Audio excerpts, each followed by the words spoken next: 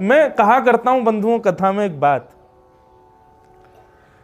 ठाकुर जी का आपको अनुभव होगा, ठाकुर जी आपके जीवन में आएंगे तो सबसे पहली स्थिति क्या होगी कि आप अपने तन की सुध भूल जाओगे। यदि आपको इतनी सुध है कि मुझे उठना है, मुझे पान करना है, मुझे खाना है, मुझे कुछ विचार करना है, तो आप अभी ठाकुर जी से नहीं मिले।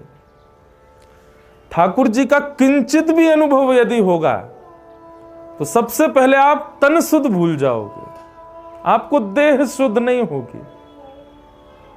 ठाकुर जी का अनुभव होगा तो आपको समय का पता नहीं चलेगा, कब कब में समय निकल जाएगा।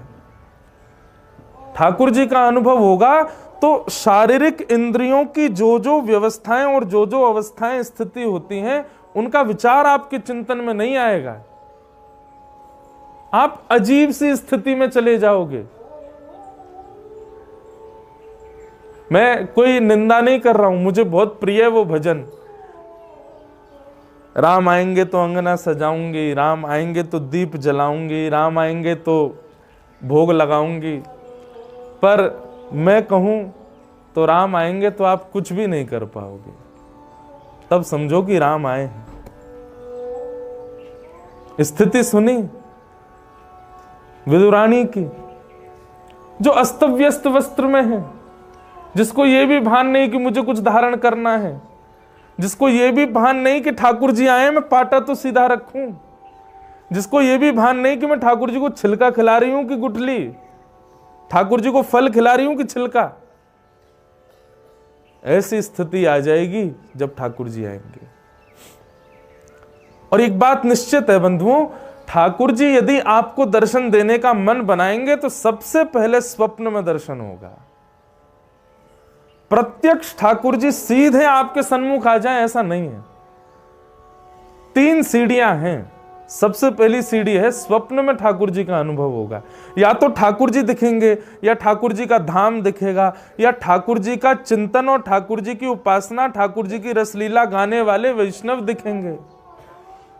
और अशोभनीय रूप में नहीं दिखेंगे, शुभ रूप में दिखेंगे, नृत्य करते हुए दिखेंगे, कीर्तन गाते हुए दिखेंगे, कथा सुनाते हुए दिखेंगे वैष्णव। धाम का दर्शन स्वच्छ रूप में होगा, और या फिर स्वप्न में ठाकुर जी की अनुभूति होगी। तो ये प्रथम सीढ़ी है। ठाकुर जी यदि मिलने का मन बनाएंगे सबसे पहले स्वप्न में आएंगे।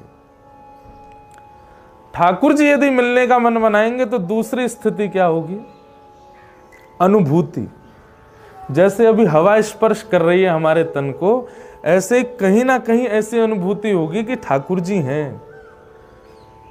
मैं कहता हूं कथाओं में, फिर इत्र की सुगंधी आने पर यह नहीं लगेगा कि कोई फ्रेग्रेंस की दुकान पास में, यह लगेगा कि श्याम सुंदर तो नहीं घूम रहे हैं। मोर पंख देख करके ये नहीं लगेगा कि मोर होगा पास में, बल्कि ऐसी भावना आएगी कि कहीं श्याम सुंदर तो नहीं गुजर के गए। कहीं चंदन छिड़का हुआ दिख जाए तो यह भाव नहीं होगा कि किसी ने चंदन छिड़का है, बल्कि यह भाव आएगा श्री कृष्ण के चरणों में लगा हुआ कुमकुम ही तो नहीं है। ऐसी अनुभूतियां, जैसे कई बार आप बादल देखते हैं तो बादलों में आकृति दिखाई देती है, पर ठाकुर जी जिससे मिलने का मन बनाएंगे उसको पहले स्वप्न में ठाकुर जी दिखेंगे, दूसरे में ऐसे अनुभव होंगे उसको बादलों में आकृति भी ऐसी दिखेगी कि ये तो श्याम सुंदर हैं। कई बार मार्बल में सुंदर सुंदर आकृति बनी रहती, तो मार्बल में भी वो देखेगा तो इसको लगेगा नहीं श्याम सुंदर है। वो वृक्ष की आकृति देखेगा तो वहां भी श्याम सुंदर है। उसको जगह जगह अनुभूति होने लगेगी। अरे कहां तक कहें, वो मानवों को भी देखेगा ना तो मानवों में भी कहीं ना कहीं लक्षण श्याम सुंदर के ही दिखेंगे। कोई सामान्य तिलक लगा करके, सामान्य केवल वैष्णव भेष धारण करके भी आ जाएगा ना तो आपको लगेगा श्याम सुंदर ऐसे दिखते होंगे। ऐसी स्थिति हो जाएगी। तो प्रथम ठाकुर जी यदि मिलने का मन बनाएंगे तो स्वप्न में मिलेंगे। दूसरी बात, ठाकुर जी यदि मिलने का मन बनाएंगे तो इस प्रकार की अनुभूतियां होने लगेंगी, यत्र तत्र सर्वत्र आपको आकृतियों में भी श्री कृष्ण दिखेंगे। और तीसरा, ठाकुर जी मिलने का मन बनाएंगे तो फिर ये विचार नहीं करेंगे कि आप कहां हो, किस भाव में हो, कैसे हो, वे सन्मुख आकर के आपको प्रत्यक्ष दर्शन देंगे। स्वप्न दर्शन, अनुभूति दर्शन और प्रत्यक्ष दर्शन, ये 3 विधा है। किसी भी भक्त का चरित्र देख लो, भक्तिमती मीराबाई हो, भक्तिमती करमती बाई हो, हमारे गोस्वामी श्री गोस्वामी तुलसीदास जी हों, सूरदास जी हों, सबको पहले अनुभव ही हुआ है, अनुभूति में ही दिखा है कि ठाकुर जी हैं, फिर प्रत्यक्ष दिखे। तो श्री रूप गोस्वामी जी के चित्त में जो स्वरूप आया, उसने कहा मैं गोमा टीला में बैठा हूं, और वह गोमा टीला में जहां गैया जाकर के अपनो अनायास दुग्ध बहावे, वहीं ते मेरो स्वरूप निकालो। रूप गोस्वामी दौड़ करके गए, गोमा टीला के ऊपर जाकर के देखा, तभी एक वेद लक्षणा गौ माता आई, और गौ माता एक शिखर के ऊपर जाके खड़ी हुई, और अनायासी बिना किसी के हाथ लगाए ही उसके थनों से दुग्ध प्रवाह होने लगा। रूप गोस्वामी जी ने जाकर के प्रणाम किया, पुष्प अर्पित किए, प्रणाम वंदन करके जैसे ही वहां के उस भाव को, जो मिट्टी आदि थी, उसको थोड़ा विलग किया, तभी प्रकट भय हमारे श्री गोविंद देव प्रभु, श्री राधा गोविंद देव प्रभु की। सब सुख सागर रूप जागर, रहे वृंदावन धाम। सब सुख सागर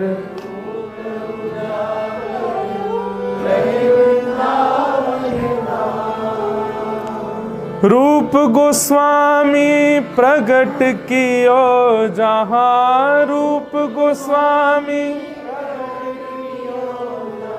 रूप गोस्वामी प्रगट कियो जहां, रूप गोस्वामी राधा गोविंद रूप निधान।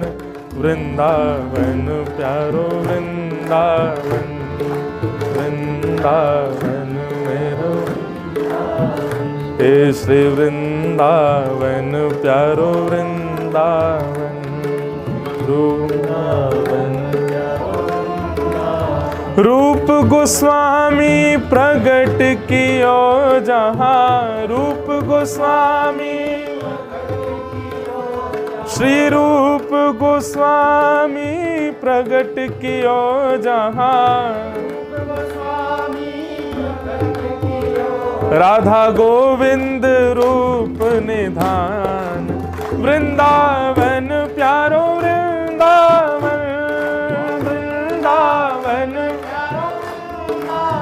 हे श्री वृंदावन मेरो वृंदावन।